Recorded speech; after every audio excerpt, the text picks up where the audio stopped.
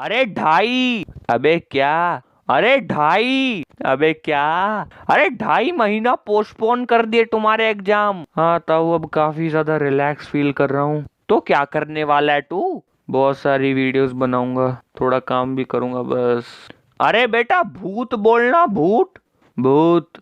छेड़ी टेढ़ी। अबे बुड्ढे कंट्रोल। अब से पहले शुरू हो गया, क्या कर दिया छेदी ने? अरे बेटा, आज वो छेड़ी का बच्चा उस चंपा को 200 रुपए वाली चॉकलेट दे रहा था और मैं 10 रुपए वाली चॉकलेट देने गया था, जो मेरी बेइज्जती की है उसने। अबे बुड्ढे, इतना पैसा पड़ा है तेरे पास, एक महंगे वाली चॉकलेट नहीं दे सकता था क्या? अरे बेटा, वो तो मैंने तेरी टाई को दे दी। दे दी क्या? छीन ली उसने मेरे से। और फिर मेरे पास 10 रुपए ही बचे थे तो चंपा को 10 रुपए वाली चॉकलेट देने गया था, जो उसने मेरी बेइज्जती की है चंपा के सामने। जिस दिन वो बाहर मिल गया मैं छोड़ेगा नहीं उसे, सच्ची बोल रहा हूँ। चिंता मत करता हूँ, हग डे आने वाला है। तू कहना क्या चाहता है? चंपा मेरे ऊपर हग देगी? शायद। अरे कल को कोई मेरे मुंह पे हक के चला जाएगा और फिर रो पड़ेगा, ऐसा थोड़ी चलेगा। अरे बुढ़े मेरी बात सुन, मेरे को 200 रुपए देना। क्या करेगा? चॉकलेट खानी है। चॉकलेट खाएगा या किसी को देगा? अबे बुढ़े, जले पे नमक छिड़कता है, डंडा कहाँ पे है मेरा? अरे मैं भूल गया था तू सिंगल है। ले 200 रुपए, चॉकलेट खा लेना। मुझे गर्व है मैं सिंगल हूँ। रो कौन रहा है बे? मैं रो नहीं रहा, चलो वीडियो शुरू करते हैं। गाइस अभी हम लोग देख रहे थे कि परमैन, पाको, पायान, बूबी, चारों के चारों परमैन्स की जान खतरे में थी। दूसरी तरफ बर्डमैन भी काफी ज्यादा टेंशन और स्ट्रेस में थे कि अब परमैन्स का क्या होगा। और दूसरी तरफ वो सभी परमैन्स को सुना भी रहे थे कि तुम्हारी लापरवाही की वजह से ये सब हुआ है, अगर उन्हें कुछ हो गया तो। उसके बाद हम लोग देखते हैं कि पाको, पायान, बूबी उस लड़की के साथ खेल रहे होते हैं। तभी वो लड़की अचानक से गायब हो जाती है, जिसे देखने के बाद सभी लोग काफी ज्यादा डर जाते हैं। और तभी पायान बोलते हैं कि पाको, वो लड़की कहाँ पर गई?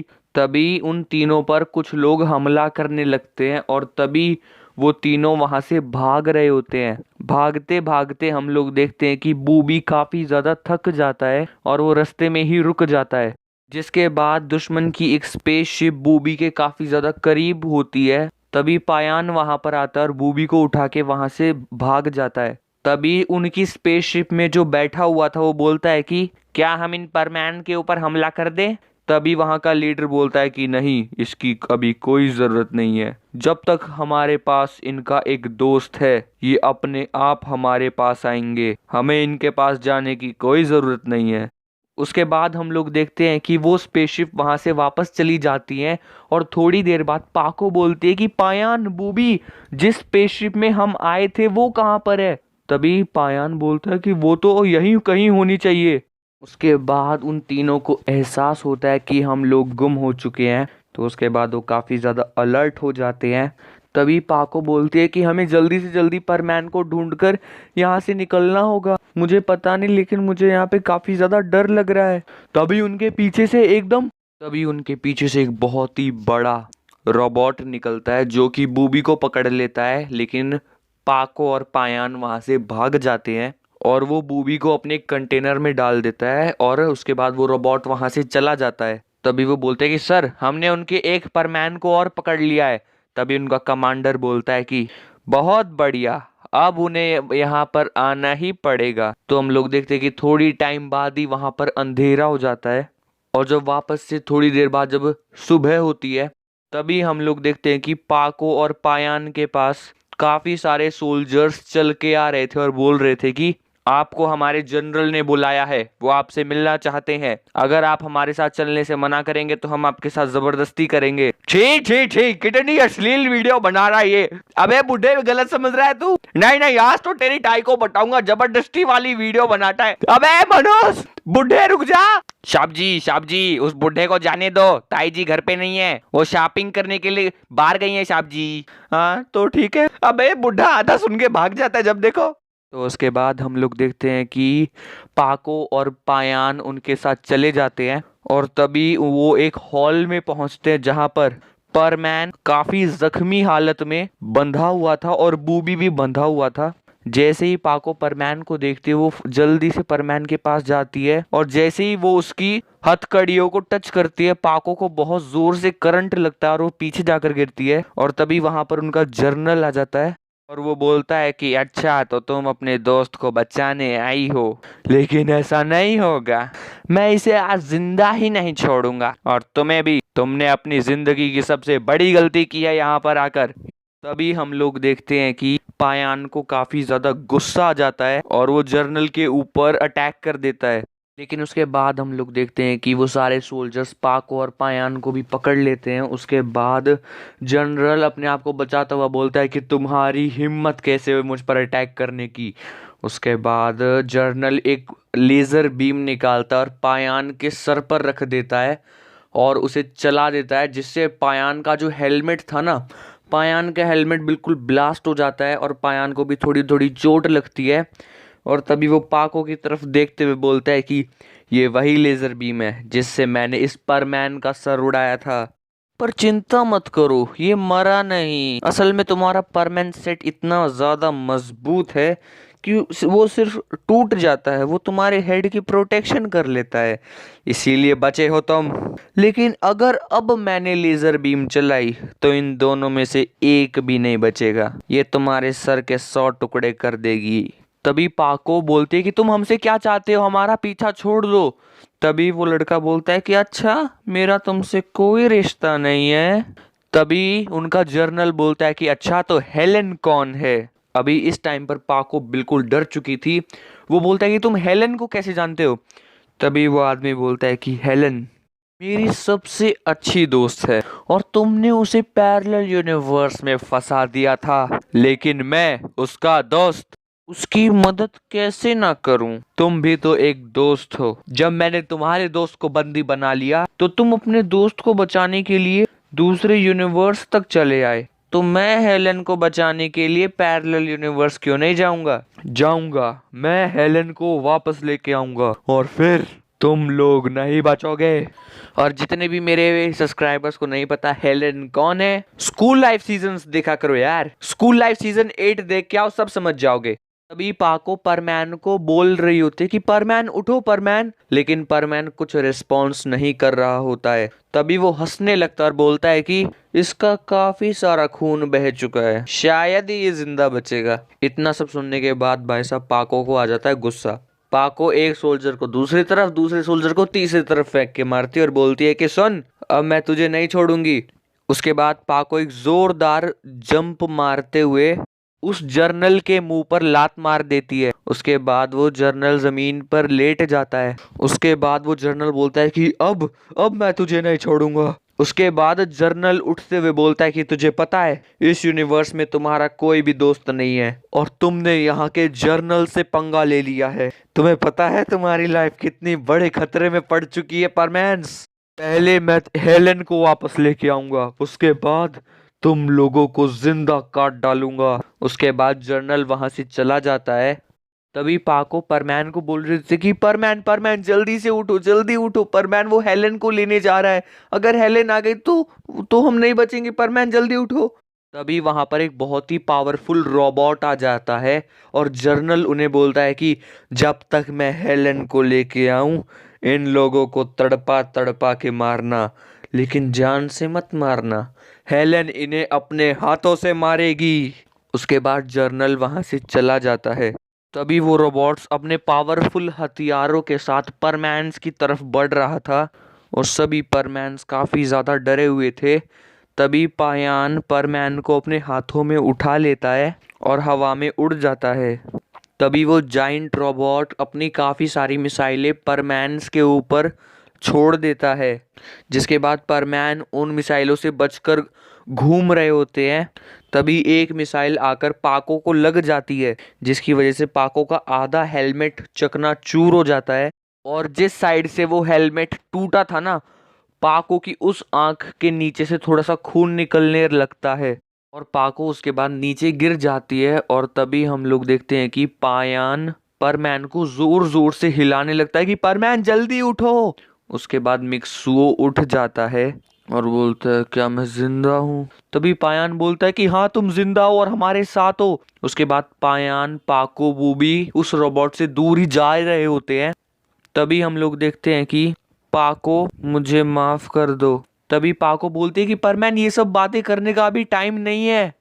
तभी मिक्सुओ बोलते कि क्या हुआ। तभी पाको बोलते पीछे तो देखो। उसके बाद जैसे ही परमैन पीछे देखता है, वो देखता है कि एक बहुत ही बड़ा जाइंट रोबोट उनके पीछे है। और मिक्सुओ की फटी हुई थी उस टाइम पर। 3-4 घंटे की मेहनत के बाद फाइनली परमैन्स उस रोबोट से पीछा छुड़ाने में कामयाब हो जाते हैं। तभी परमैन बाकी सभी परमैन से पूछता है कि आखिर मेरा परमैन सेट गया कहाँ पर। उसके बाद बाकी सभी परमैन्स बताते हैं कि तुम्हारा परमैन बैच तो हमें समुंदर के नीचे से मिला, तुम्हारा हेलमेट हमें चकनाचूर होके आइलैंड पे मिला, और तुम्हारी उड़ने वाली चादर हमें साउथ पोल पर मिली। तभी परमैन बताता है कि जब मैं जापान छोड़कर जा रहा था मैं काफ़ी ज़्यादा गुस्से में था और कोई भी मुझसे बात ना कर पाए, इसीलिए मैंने अपना बैच समुंदर के नीचे फेंक दिया। उसके बाद थोड़ी देर बाद कुछ लोगों ने मुझ पर हमला करना शुरू कर दिया और फिर जब मैंने बैक फायर किया तो मैंने देखा ये एलियंस हैं। उसके बाद उस जर्नल ने एक गोली मेरे हेड पर मारी जिसकी वजह से शायद मेरा हेलमेट टूट गया। उसके बाद मुझे कुछ भी याद नहीं है। तभी पायान बोलता है कि अरे बर्डमैन ने तो कहा था कि तुम्हें काफी ज्यादा चोट लगी हुई है, तुम्हारा खून निकल रहा है, लेकिन मुझे तो एक भी चोट दिखाई नहीं दे रही है। पाको को भी खून निकल रहा था, पायान को भी खून निकल रहा था, लेकिन परमैन का खून निकलना बंद हो चुका था।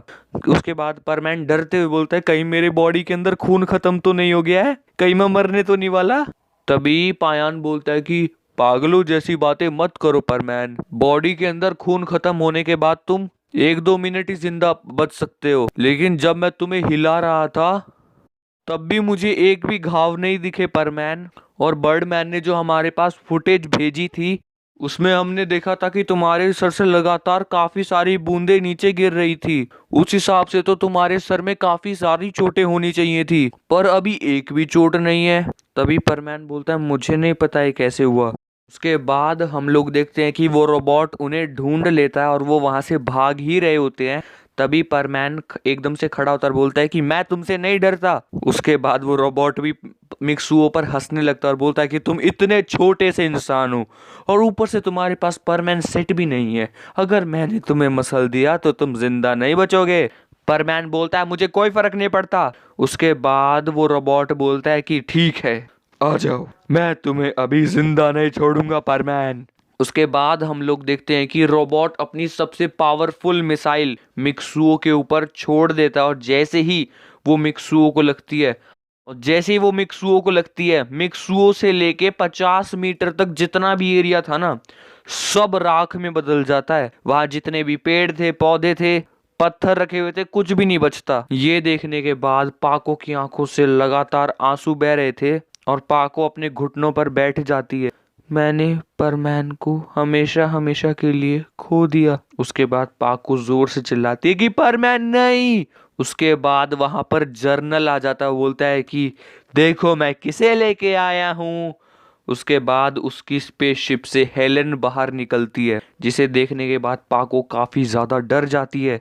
तभी वो रोबोट बोलता है कि सर, इनका एक छोटा सा दोस्त मेरे सामने काफी ज्यादा बोल रहा था तो मैंने उसे टपका दिया। तभी जर्नल बोलता है क्या तुमने परमैन को मार दिया। तभी वो रोबोट बोलता है कि हाँ, वो अब जिंदा नहीं बचा है। तो गाइस आज के लिए बस स्टोरी इतनी ही है। सॉरी पिछले 2 दिन से वीडियो नहीं आई थी चैनल पर, कुछ इंपॉर्टेंट राइटिंग वर्क कंप्लीट करना था और ऊपर से वैलेंटाइंस डे भी आ रहा है, तुम्हारे लिए एक सरप्राइज भी बनाना था। और अब ये 2 दिन हम वापस तो लेके आ नहीं सकते, तो स्टोरी को मैंने थोड़ा सा शॉर्ट कर दिया है। बीच के जो 2 एपिसोड्स की स्टोरी थी ना, वो 2 एपिसोड्स हम स्कूल लाइफ सीजन 9 में डाल देंगे। फिलहाल तो वैलेंटाइन वीक पूरा ही होने वाला है, तो जितने भी इस हफ्ते के दिन बचे हैं मैं कोशिश करूंगा कि सारे ही दिन वीडियो आए। और वो 2 एपिसोड्स कट चुके हैं अब और स्टोरी थोड़ी सी छोटी हो गई, मुझे माफ कर देना। तो बस यार, बस हो लिया मेरा आज का। अबे ताऊ तू ये क्या कर रहा है? अरे बेटा, मैं चंपा के लिए टेडी बना रहा हूँ, बहुत ही बढ़िया टेडी है। और जब मैं उसे ये टेडी दूंगा तो उसे प्रॉमिस भी करूंगा, क्योंकि आज प्रॉमिस डे भी तो है। ये बुढ़ा पागल हो गया है। चलो मेरा टेडी बियर तैयार हो गया है। अरे बच्चों की ताऊ, तुमने ये टेडी बियर मेरे लिए बनाया है? अरे अरे थैंक यू बच्चों की ताऊ। कट गया। क्या बेटा? कुछ नहीं ताई जी, ताऊ ने ये स्पेशली आपके लिए ही बनाया है। थैंक यू बच्चों के ताऊ, आज मैं खाने में तुम्हारी फेवरेट डिश बनाऊंगी। चीटिंग चीटिंग चीटिंग चीटिंग करता है तू। और कर वीडियो के बीच में बकवास। अभी देखना वो छेडी का बच्चा इतना बड़ा टेडी बियर लेके आएगा उसके लिए, चंपा के लिए। मैं क्या लेके जाऊं? अरे रे ताऊ, रोता क्यों है? मैं बैठा हूं ना, ये लेता हूं एक ग्रीटिंग कार्ड। ये ग्रीटिंग कार्ड चंपा आंटी को दे देना। ठीक है। ए छेदीलाल, तू मेरे लिए क्या लेके आया है? अरे चंपा, तेरे लिए मैं इतना बड़ा टेडी बियर लेके आया रे। ये देख, मानता है मैं कपड़े धोता है, लेकिन तेरे लिए इतना बड़ा टेडी लेके आया मैं, देख। और ताऊ तू क्या लेके आया है? मैं तेरे लिए ये ग्रीटिंग कार्ड लेके आया हूँ, पढ़ना। अच्छा अच्छा ठीक है, पढ़ती हूँ। अबे ये तो खाली है। एक मिनट, ये ग्रीटिंग कार्ड नहीं, ये तो कागज है। अरे बुढ़े, मेरे को खाली कागज घंटा नहीं चाहिए था, मेरे को टेडी बियर चाहिए। वो तो मेरे पास नहीं है आंटी। तेरे को मैं आंटी दिखती है? हाँ, ये बता, तेरे को मैं आंटी दिखती है? ए छेदीलाल, तू इस बुढ़े को कुछ बोलता क्यों नहीं? अरे बुढ़े, मेरे को एक बात बता, तेरे को ये बात सबके सामने बोलनी जरूरी थी क्या?